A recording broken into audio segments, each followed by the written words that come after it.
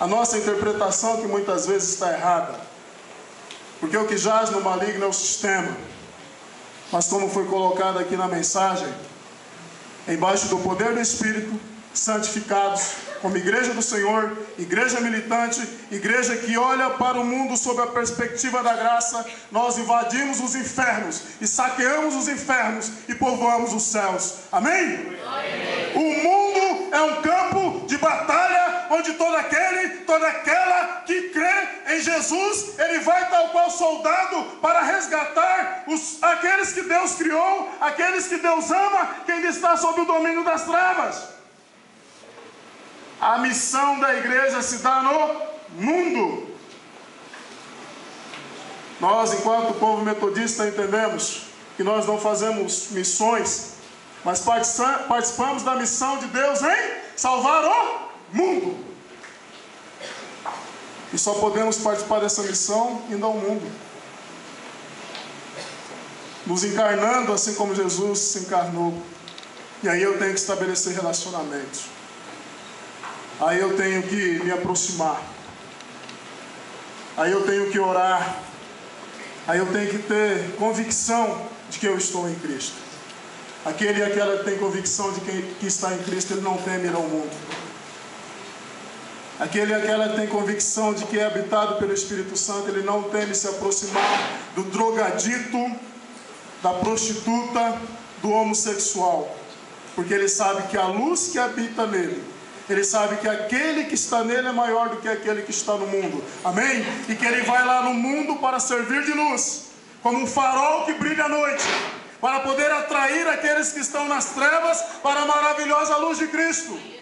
A igreja tem errado, a igreja tem pecado, a igreja perdeu a visão, a igreja perdeu o foco. Talvez alguns aqui dos mais velhos há de concordar comigo que durante muito tempo foi ensinado que nós não podíamos ter amizade com pessoas não crentes, que nós não podíamos ter contato com pessoas não crentes, e aí a igreja atrasou-se na missão de Deus.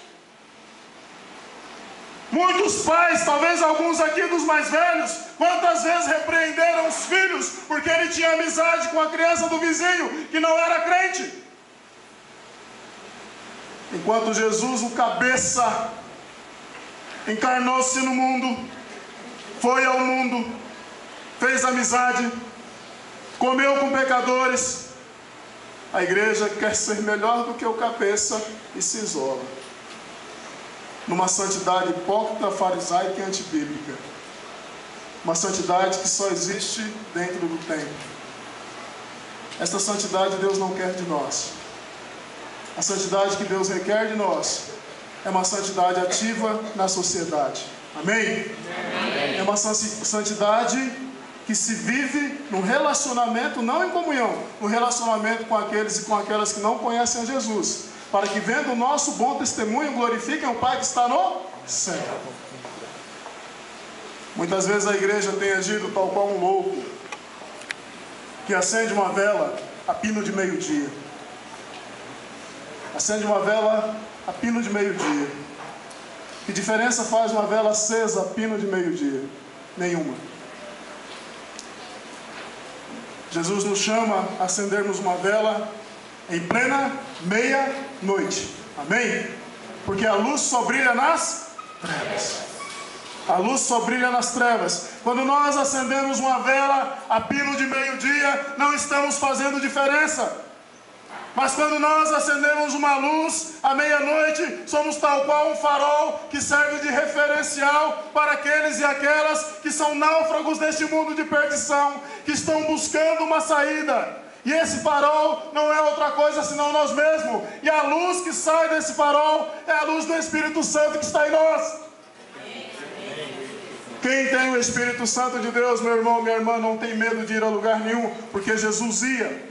Quando nós somos curados dos nossos olhos e passamos a ver o mundo sob a perspectiva da graça de Deus, nós passamos a ir em lugares onde ninguém quer ir. Porque Jesus ia onde ninguém queria ir. Jesus era mestre em entrar em cada bipoca, em cada gueto. Eu acredito que se o ministério dele fosse aqui hoje, ele iria lá para Cracolândia, Ele pararia ali, quem sabe, perto da igreja central, onde algumas pessoas se prostituem. Ele iria nos lugares mais inusitados que possamos imaginar, e tenho comigo, não se escandalizem com o que eu vou dizer, ele não entraria em algumas igrejas evangélicas. Não entraria. Amém? Amém. Por que ele não entraria? Vocês disseram amém? Ele não entraria porque existem igrejas que proíbem coisas que nem Deus proibiu. Proíbem coisas que tem no centro da doutrina deles proibições que nunca nem chegou sequer à periferia do pensamento de Deus. Regras, homem de cabelo comprido não entra aqui. E a tradição nos diz que os rabinos da época tinham. E Jesus era um rabino marginal. Barba aqui não pode. A tradição nos diz que Jesus tinha barba. Uma barba pontuda e fendida embaixo, como era o costume dos rabinos. Ele não entraria, porque muitas vezes o Jesus que nós imaginamos, e às vezes até mesmo o Jesus que nós apresentamos para as pessoas, não tem nada a ver com o Jesus de Nazaré, o rabino marginal, aquele que foi onde ninguém ia, que quis aqueles que ninguém queria e se relacionou com aqueles que ninguém se relacionava. Via de regra acontece assim. Eu, antes da minha conversão, eu tinha assim um amor, uma certa atração pelas Assembleias de Deus. Se fosse o plano de Deus, quem sabe hoje eu seria um dos gideões da sapatinho de fogo lá, né? O plano de Deus era que eu fosse metodista. Mas eu tinha assim uma atração. Então eu ficava perguntando. Eu não tinha coragem de ir lá no culto, mas eu ficava perguntando como que era. E um xará meu, José, que era assembleiano, eu sempre perguntava para ele: mas irmão, como que é ser crente? Como que é ser evangélico? Ele falava assim: ó, você não pode ir no bar nem sequer comprar fósforo. Se você precisar ir no bar, não tiver ninguém que vá por você, você tem que mandar alguém lá. Você não pode assistir televisão.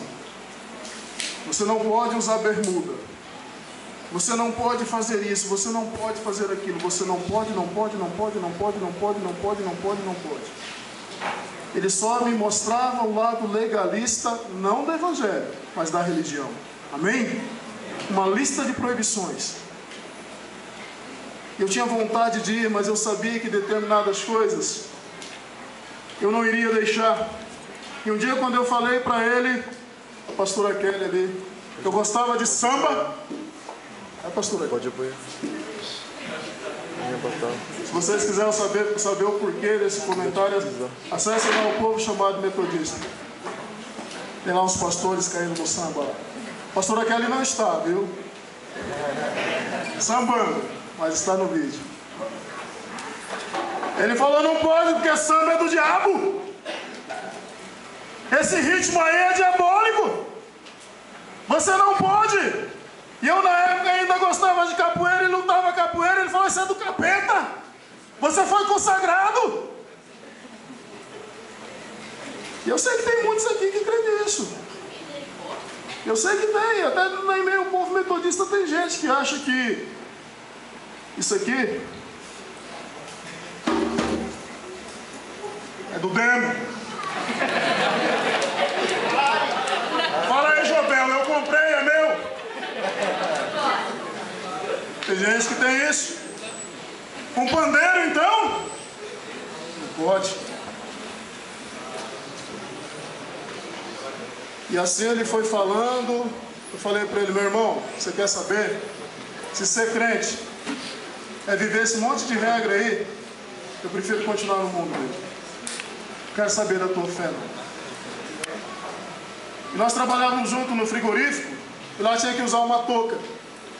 Quem já trabalhou na Ceval, que em 94, 98 isso aconteceu, sabe que tem que usar aquela touca embaixo do capacete.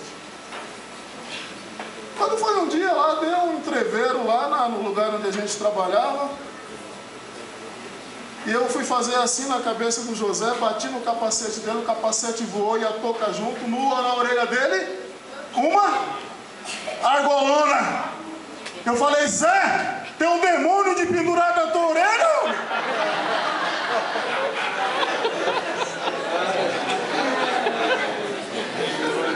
Ele ficou tão sem graça.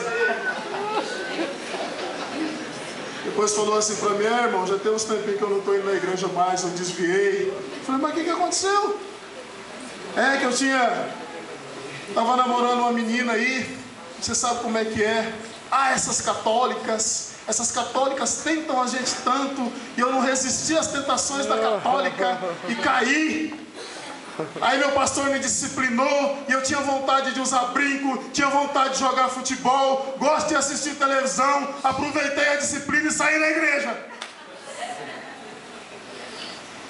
Farisaísmo, hipocrisia, legalismo.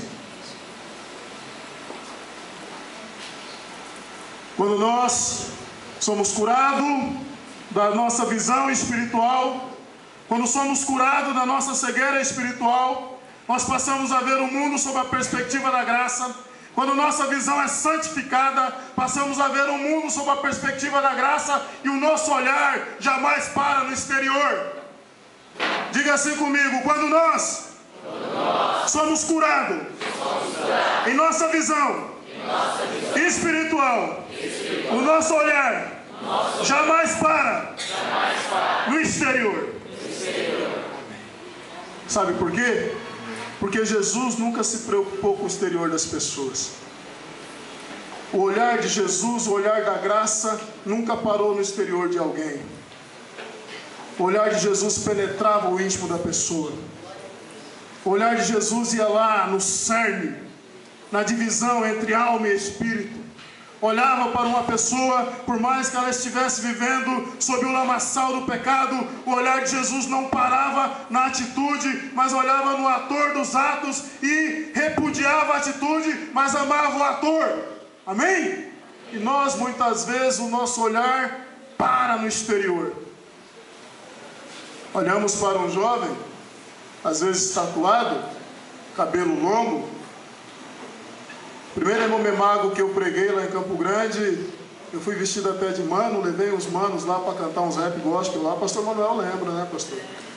Rapaz, meu lombo ardeu depois, viu? Aquele Zé do Egito é mundano.